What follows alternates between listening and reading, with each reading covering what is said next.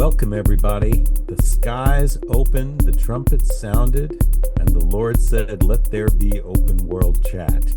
And by God, there was. As the grandpa said at the end of The Lost Boys, the only problem with the California city where he lived was too many vampires. Oh my God, the vampires, our obsession with vampires, our fixation on vampires. What's with all the vampires? That's what Mark and I are going to talk about today is vampires and our obsession with them both culturally and individually and whatever else. So, Mark, vampires, broad subject. When I say vampires, what do you think of? What comes to mind? What's the word association test? For me, it's Buffy. I'm a That's massive awesome. fan of that show.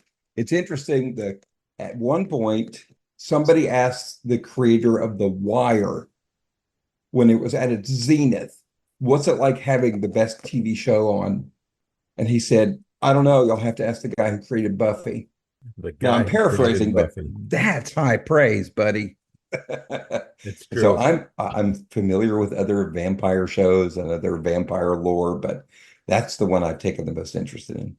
Well, it's interesting because vampires have played a lot of roles. I mean, obviously we're talking going back to old Bram here in Dracula, but even in Dracula, there were a few different roles they played, and one of them, I geeked out on this, right? I made a list of the different sort of archetypes, vampire archetypes, or at least the appeal of vampires, at least in cinema, which is usually what I know more about. I don't read. You know that? I don't read. I'm going to admit it right now. I don't read. I don't read nothing.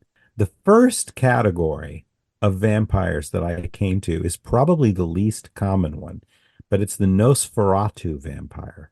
It's the vampire as disease, vampire as consumption, Affliction. as affliction, as plague. I think there's a It's plague. body horror. It is body horror. It's true, but it's also terror of disease. I mean, I don't know where the vampire myth goes back to, Oh, it's very old. but this fear of disease, wasting away, the vampire is, visits every night, and each night you get weaker and weaker and weaker until you're gone. You lose blood, you become, you fade. And that's a vampire you don't see much of in cinema these days. And It's coming maybe, back. They're doing a new version of Nosferatu. oh yeah, Yeah. And I can't remember who's playing the lead, but it's coming back. It's interesting you mentioned Nosferatu because, well, little history about me and the area here. I'm from Fort Worth, Texas. And the very first public TV show, the very first place ever in America to show Monty Python was KERA Public TV. Yeah, they started broadcasting when I was 11 years old in 1974. hmm And that was the last season when Monty Python was on in Britain. The reason why I bring this up is that during that same period in the mid 70s, they put on KERA showed hundreds, but dozens of movies from horror movies and silent films and really iconic horror movies, things like M, the Peter hmm Lorre movie, Sure. and The Cabinet of Dr. Caligari, hmm and Nosferatu was one of them. Uh-huh. So here I am as a 10 or 11-year-old kid watching Nosferatu. And he was one, besides, Hammer film versions of Dracula. Um, Yeah, which I'm also a defender of. Those were awesome. oh yeah, they were great. hmm Um, but it's that's kind of one of my earliest associations with vampires too. And I didn't make the disease connection until I was much older. But that is a very interesting kind of understanding of it. But it's an 18th century, oh sorry, 19th century novel. Sure. And Pasteur had only been doing work for a little while. I mean, in the middle 1800s, we didn't know to wash our hands between medical patients. Hmm. So of course that just makes absolute sense. Have you seen the movie Shadow of the Vampire? No, I have not. Shadow of the Vampire is a movie directed, I think it's Werner Herzog, where it posits that Max Schreck was a real vampire, the actor who played Nosferatu. And guess who plays Max Schreck? I have no Willem idea. Dafoe. Oh, no kidding. Oh, what a brilliant piece of casting there. But That's anyway, awesome. I just mentioned that because the disease metaphor is in that movie too, because it's Nosferatu. Mm. Do you ever see what was the Nosferatu remake? Was it Klaus Kinski in it? Yes. You ever see that? Yeah. I never saw that. Was that sticking with the that sort of horror, that sort of body horror that you talk about, or did they It's a lot vamp him more up into about more modern? it's a lot more about eroticism. Yeah, yeah, yeah, yeah. I mean, it's Klaus Kinski. He's gonna play up Right. Which is a that. fundamental difference in between Nosferatus. That's a shame. I mean, if you're going to make that movie, there's plenty of movies, and obviously we're going to talk to death about the erotic element of vampires because you can't avoid it. But it's a shame that you're going to make one of those movies when what you're remaking is something that's much more sort of visceral, pure horror. Right. But he's an auteur. And auteurs are allowed to do that. Let's talk about Buffy because Buffy had a scramble of vampire sort of forms, vampire archetypes. Because all of these things, they're all the various approaches to vampires, they're all in a sense archetypal. Oh, definitely. Um, and Buffy had a few going on. Buffy had vampires, largely Buffy had vampires as simple monsters, Yes. which is one form you see them in, although not as often. But they also had the sexual element to it. Hmm. And there's a couple different sexual elements to vampires, or approaches, I should say, to vampires. One is the sort of sexual dominance, Yeah. where the vampires, well, one is the sexual dominance, and one is the opposite, where you're well, not the opposite, but let me explain what I'm trying to Okay. explain not very well.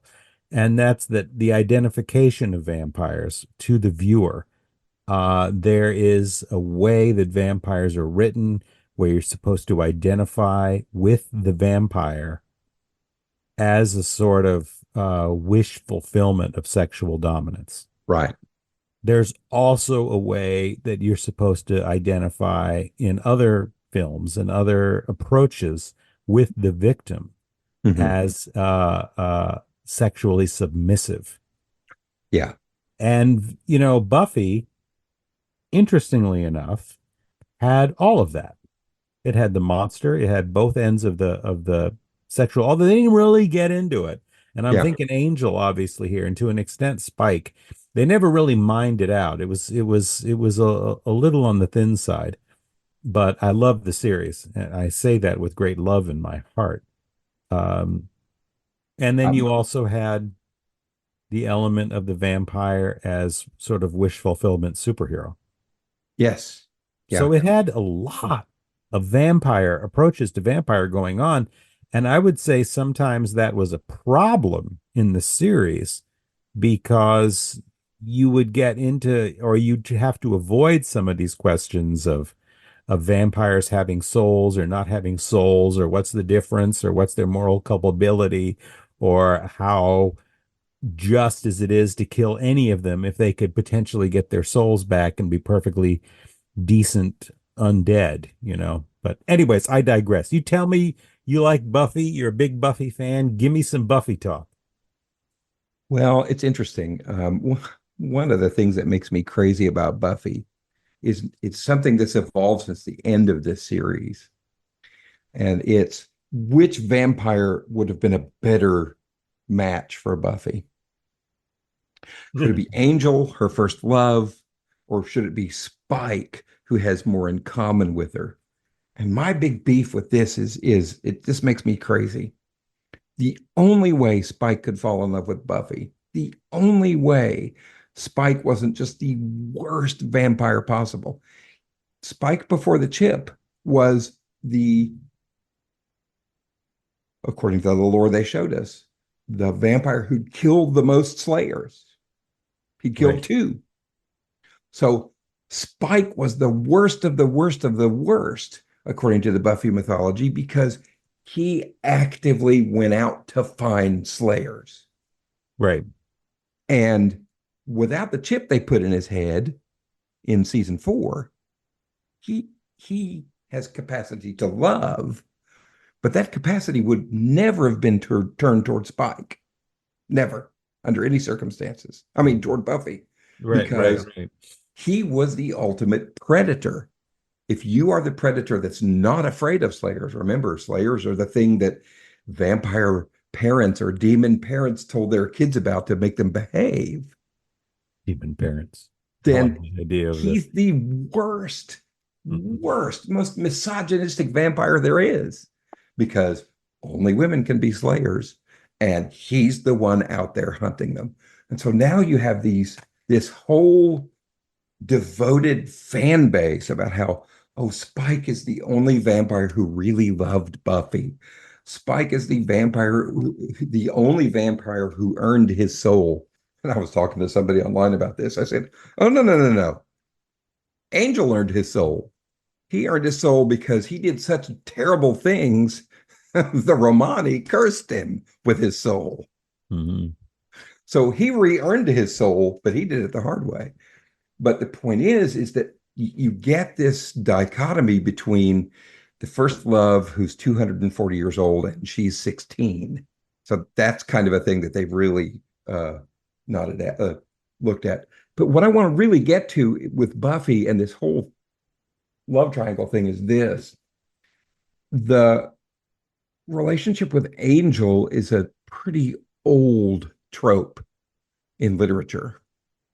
And it goes back to it may go back as far as the 1100s with Arthurian legends. Mhm.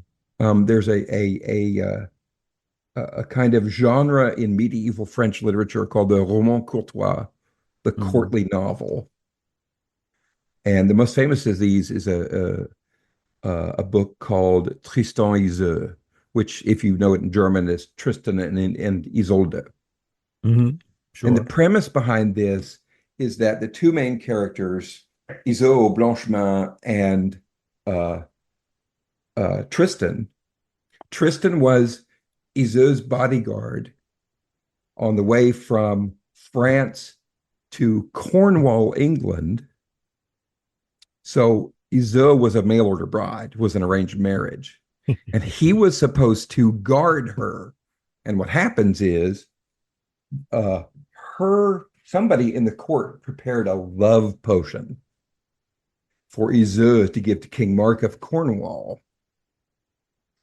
and her handmaiden accidentally gives it to Isolde too early, because the love potion works with the first person you see is the person you fall in love with. So she accidentally gives the love potion to Isolde, who then sees Tristan, the knight who's charged with protecting her till she gets to Cornwall, and falls in love. Well, That's such a because of, classic situation too. yeah. And that's exactly what happens with Angel. Angel is tasked by the powers that be to help Buffy. They can't be together, but they're madly in love. So they're tormented, and they spend the whole 3 seasons of the show. How do we deal with this? Because if Buffy brings, going to go back to the sexual metaphor, if Buffy brings Angel a moment of perfect happiness, he loses his soul and becomes the archetype of evil again. Mhm. Angel was the worst vampire, even worse than Dracula, according to the lore in Buffy. Mhm. This is a guy who made nuns crazy before he turned them into vampires for fun. Mhm. Um, but this is a very old trope, and it's really the one that fits Angel the best, Angel and Buffy the best. It's so Um, sad when it happened to Kirk, Alana Troyes. See, it's one thing, just so you know, and I'll let you keep going, of course, but one thing about open world chat is we barely have an episode where we don't, invoke Star Trek. oh yeah. So just so you know, it's you're new to this situation. Star Trek will always be mentioned, usually by me. But anyways, do continue.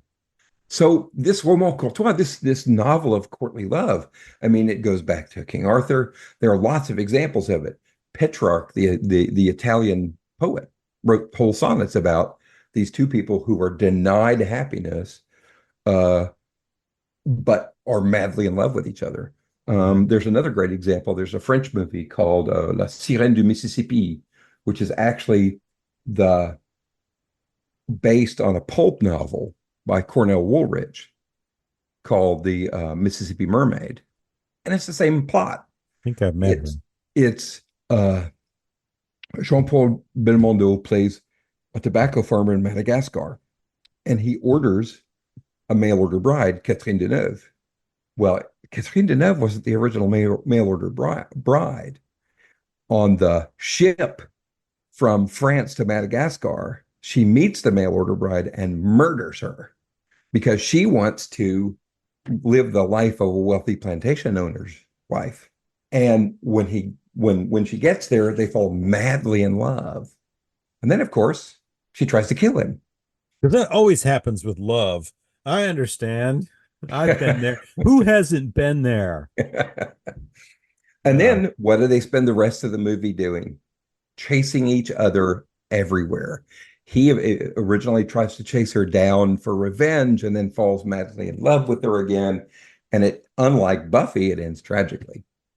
you know, um, the Buffy thing, and I don't want to spend the whole show No, of talking course about not. Buffy, No. of course, but it's easy to do. We talked to a comic creator who was working on a Buffy comic, and it's a great episode. If you missed it, I go back and check it out. But Buffy got itself in some trouble with all this. With Spike falling in love, they had to essentially retcon the entire thing before Right. Spike got his soul. Um, because of course, there's the obvious problem is that vampires can fall in love and they can be decent. Why are we going and killing them so much? But that wasn't even the problem. The much maligned, much discussed episode of sexual assault Yes. was essentially retconning the entire experience into a sort of obsession because he was a demon. They're Right. saying they had to make it meaningful for him to get a soul.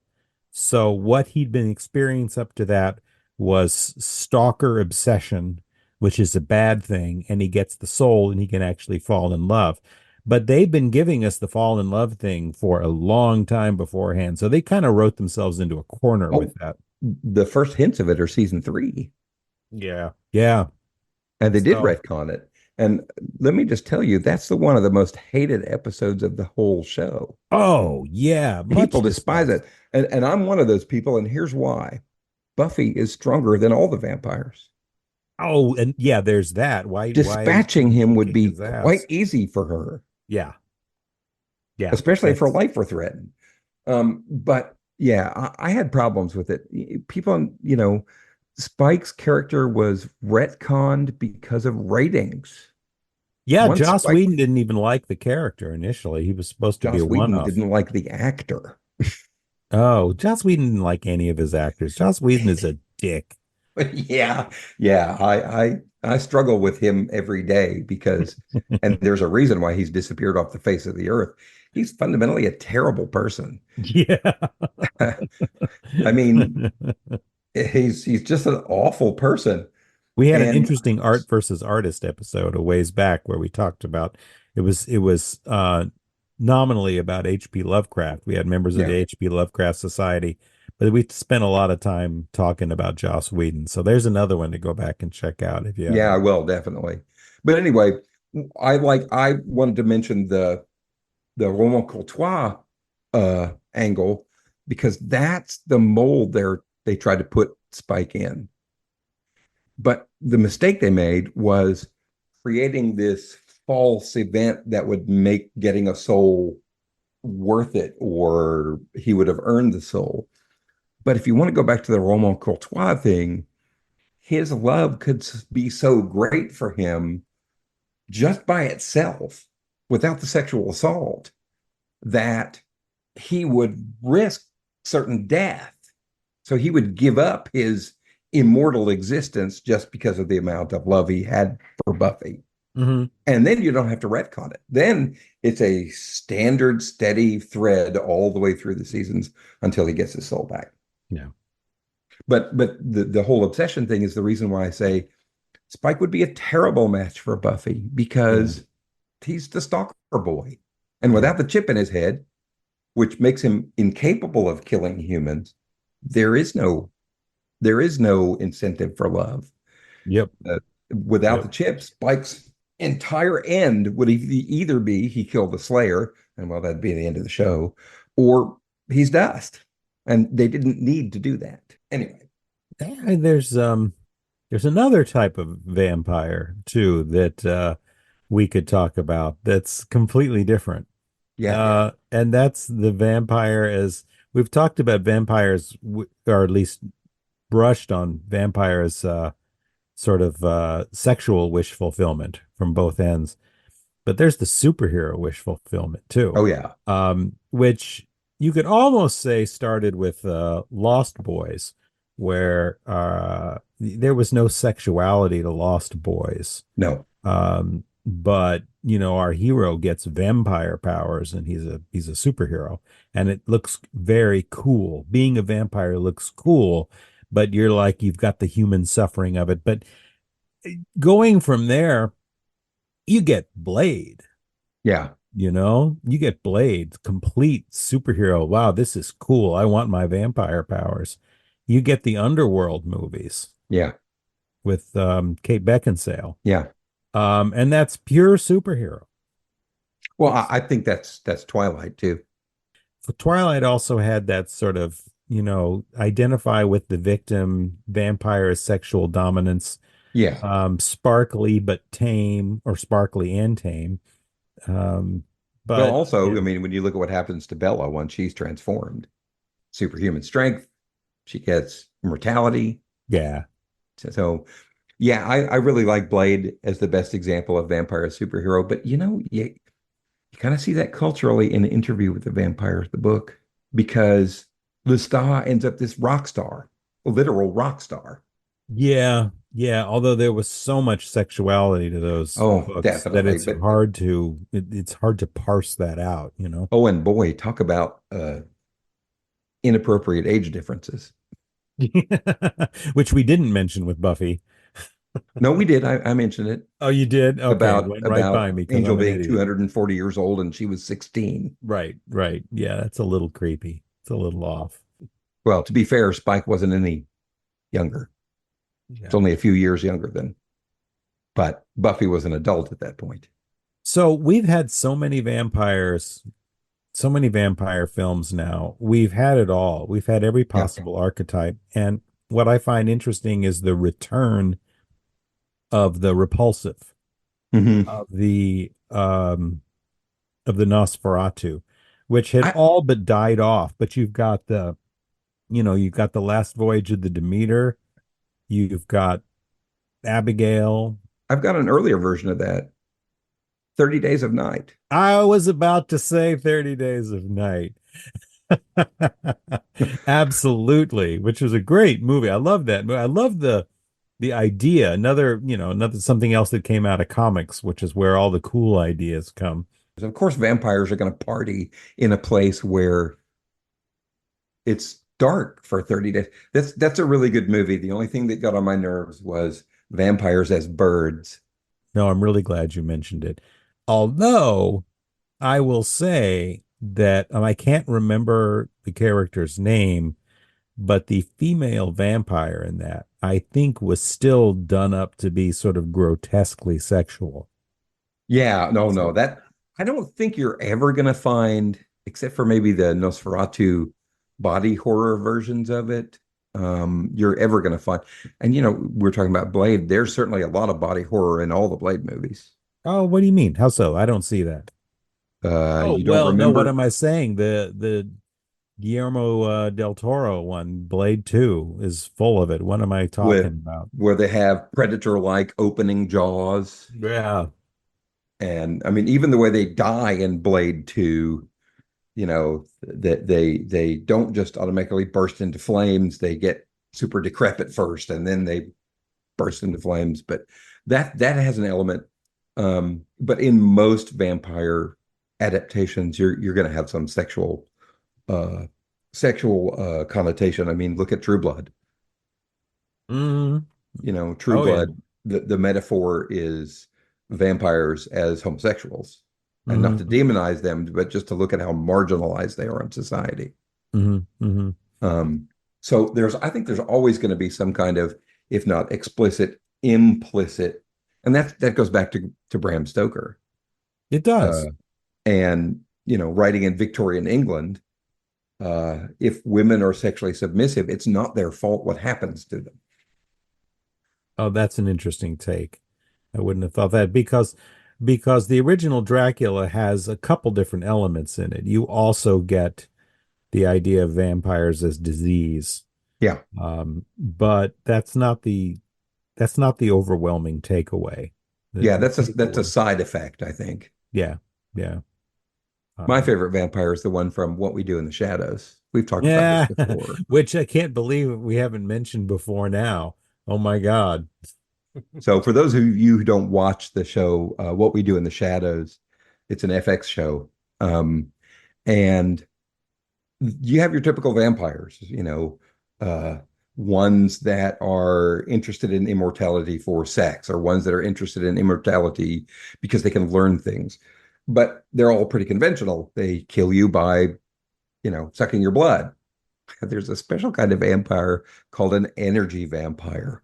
And an energy vampire is the guy that corners you at the party and talks incessantly about everyday details of his life and just wears you down. And he goes away with all your energy and is renewed. And that's one of the most clever original versions of the vampire I've ever seen, Hmm. because we all know these people. And the character that this harkens back to is in a Mike Judge movie. There's a Mike Judge movie called Extract. I And don't know it. It's a oh, Mike Judge movie. I yeah. don't know it. Oh my God. This is embarrassing to admit. So uh I can never remember his name. The actor who was the lead in Ozark, Jason, Oh, that guy, Jason Jason, something. Yeah, he's cool. he plays the male lead in Extract. He's a guy who owns an extract factory that makes fruit Bateman. and spice and all that kind of extracts for food. Hmm. And his wife is Kristen Wiig, Yeah. and she's hilarious in the movie. And they have a next door neighbor who's always coming over to say, well, we're having that charity dinner, and you guys said you wanted some tickets. So can I count on you to buy them now? And he's always putting them off because the guy's an energy vampire. And he'll meet him in a coffee shop. And the conversation always comes back to, well, about those tickets, the event's coming up and we really kind of need to sell some more tickets. When are you going to buy your tickets? And I mean, David Koechner plays the energy vampire, the guy who played the sportscaster in Anchorman, Yeah. and it's perfect. So this is kind of one of the most interesting vampires I've ever seen, is that the energy vampire, and we can all relate to that because everybody has one of those, especially at work. So we're not doing away with vampires anytime soon. We're Yeah, stuck with vampires forever. probably it's a very old convention in literature. It has a lot of appeal to the human condition. I mean, we'd all like to live, actually. Had a professor point out that you don't want to wish for immortality. Hmm. You want to wish for immortal youth. Yeah, yeah, there you go. And that's really what vampires have. Hmm. Hmm. Unless, of course, you're bitten as an old person. Right. Uh, Then that's no fun at all. Then you're no, screwed. right. That sucks. So there's that element to it. There's the superhero element. You can't be killed except by sunlight or decapitation or, whatever method you want to look at. There is, and this is one of the things I like best about vampires is Lestat was a great example of this. You have all the time in the world to learn new things. Hmm. And so a vampire like Lestat was different things in different eras. In the 80s when the book takes place, he's a rock star. Uh, you know, Yeah, right. uh, and so it's adaptable. And one of my favorite movies, I'm surprised we haven't mentioned this one, is The Hunger. Oh yeah, I remember the hunger. Now, The Hunger fits squarely into the vampirism as disease because in one of the early scenes where he's inexplicably aging and getting older when nothing has happened to him, where's the first place they go? To a doctor to find out what's going wrong. Right. And so that you can't look for a more specific example of vampirism as disease. Yeah. Yeah. So Another one yeah, we haven't mentioned yet, which I yeah, don't know if there's anything to really talk about, but there's a principle here. There are some things you have to mention. You have to mention Dracula when you're talking about yes. vampires. You do have to mention Buffy when you're talking about vampires. You have to mention Dark Shadows. Yeah, oh yeah. Got to mention Dark Shadows, which is this show that just completely went off the crazy rails and time travel and whatever the hell else Well, they it were was the doing. 60s and 70s. Yeah, soap opera.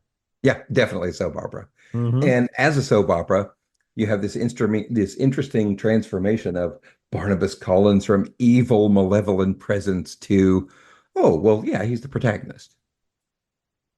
Yeah, yeah, yeah. That's the And that's identification. the other thing is, that's there more than you think. The Hmm. guy starts out as a terrible, terrible example of, the thing to be feared, the thing in the night that you don't name it. Right. And they eventually turn into superheroes. It's like I forget who said this. You either it's in Batman in the Dark Knight. Oh, you become the villain in the end, or you live long enough to become the villain. Yeah. It's the opposite effect. Yeah. You start out as the worst vampire in the show, and you end up as the as the hero's love interest. That makes me think that there's another way you could divide vampires in cinema and in literature into just two categories. Ooh, You could define them as um no, no, no, no. You can't. You have to have a three categories: okay. monsters, Yes. anti-heroes, and Yeah. heroes. I forgot about But monsters when I said two. You got to have the monster in there. interesting.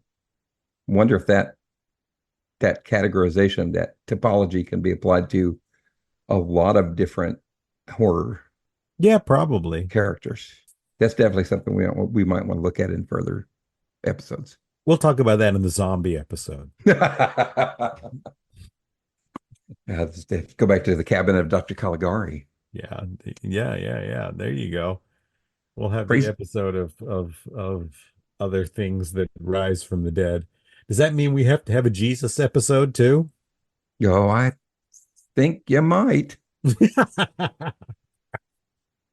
Oh, that'll be good. Talk about clickbait. Yeah, we might get some death threats over that one. That's what we need. That's what open world chat needs is death threats. Yeah, don't That's encourage people. There's already way too much of that going on right now in society. I'm encouraging. All the cool people get death threats. I, Well, then you better cut out the part where I say where I'm from earlier in this episode. there you go. There you go. I'll do that. We'll chop that out and we'll just say you're from where would you like to be from? Would you I like don't to know. be Give me some from? thought. Yeah, think about that. All right. Well, we're starting to digress into goofiness here. Yes. And not that goofiness isn't the most glorious of things, but we should probably wrap it up here. So what do you think? Have we learned anything? Or have No, we we've just learned that people love vampires, and they're probably not going away anytime soon. yeah, I probably think not all of going this anywhere. stuff is cyclical. You know, aren't we due for some werewolves as protagonist movies? I mean, you had Werewolves never quite get the same traction, though. You know, poor werewolves. to, Bad for the werewolves. it's just too easy to kill them. All you need is silver. Yeah, well, it's pretty easy to kill. Vampires, all you need is a nice day. Or, a big. Right. All right. Well, thanks for listening, everybody, to Yes. yet another episode of Open World Chat. We'll be back in 2 weeks with something else cool. I have no idea what it's going to be, though. Thanks, guys. We'll see you next time.